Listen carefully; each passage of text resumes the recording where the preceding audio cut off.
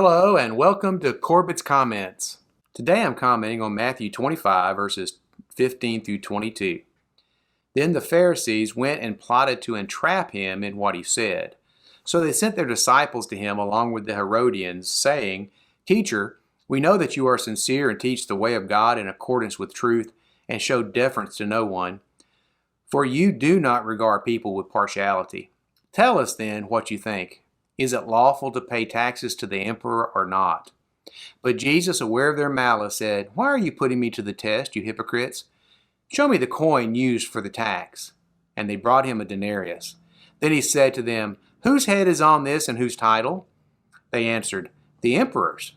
Then he said to them, "Give therefore to the emperor the things that are the emperor's, and to God the things that are God's." When they heard this, they were amazed, and they left him and went away.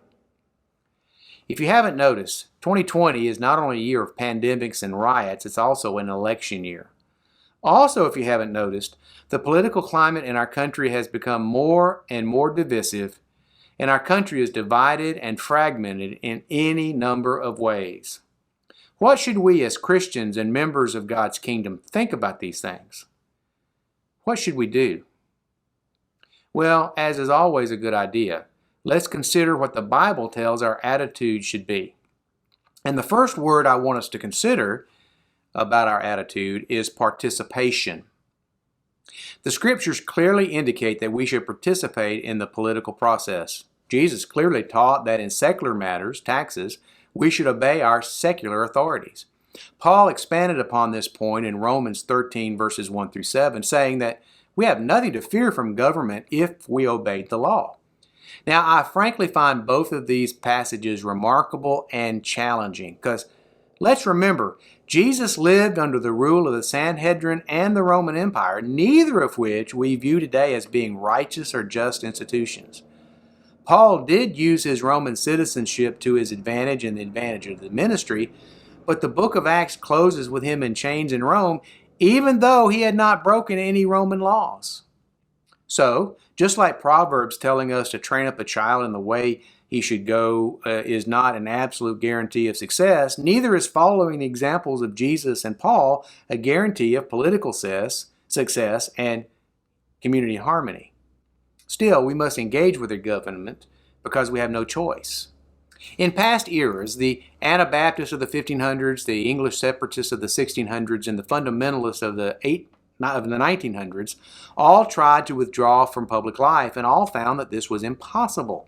In fact, the current evangelical movement was sparked by C.F.H. Henry's book, The Uneasy Conscience of Modern Fundamentalism, which pointed biblical conservatives back to engaging the surrounding culture, which of course includes government and politics.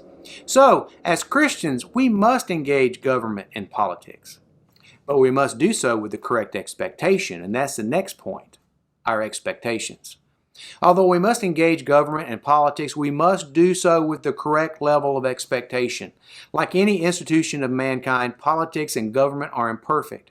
The preamble to the U.S. Constitution states that its purpose is to form a more perfect union, but not the perfect union. No perfect form of government exists.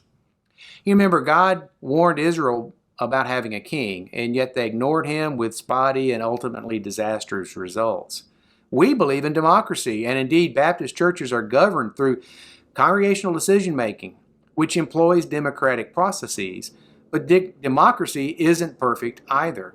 As Winston Churchill infamously said, democracy is the worst form of government except for all the others. Again, no government is perfect, and we should never expect that one can be perfect. We also need to remember that this world will not last forever, and in the end, God will consume it in fire and start all over with a new heaven and a new earth.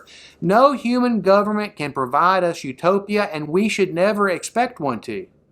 In short, we need to be realistic about our government and politics without being jaundiced and disconnected. So what is left is intercession. That's the next point we need to see, intercession. Finally, and most importantly, we should bathe our government and political processes in prayer.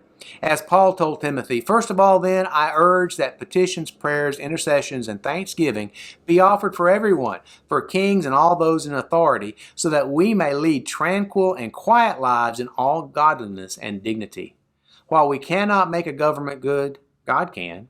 God can change hearts and minds and lives, and we must petition Him to do that in our country, our state, and in our local communities. When we intercede for people through prayer, we bring them to the throne of grace and into the very presence of God Almighty. What greater work can we do for the cause of peace and good governance? Christian, pray for your government. Pray for your politicians. Pray for all your leaders. In conclusion, let me just remind us that in many ways, Americans are rebellious people. Our nation was born in rebellion, and much of our national culture is a rebellious and stiff-necked culture. Like biblical Israel, our legacy is one of rejecting God's way and God's will. As Christians, we must learn to oppose wrong without being rebellious. We need to revitalize and reimagine the role of loyal opposition. And we need to bathe our government and our leaders in prayer.